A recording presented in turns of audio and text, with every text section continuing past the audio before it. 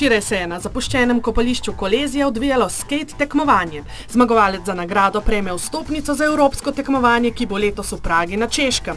Gre za tako imenovano igro skate.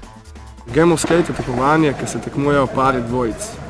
Na način žreba kovanca se določa, kdo začne in tekmovalec pokaže en trik.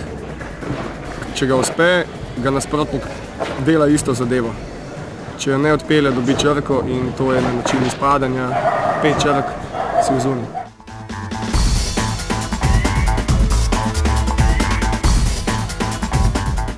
In kdo ima po mnenju navzočih največ možnosti za zmago?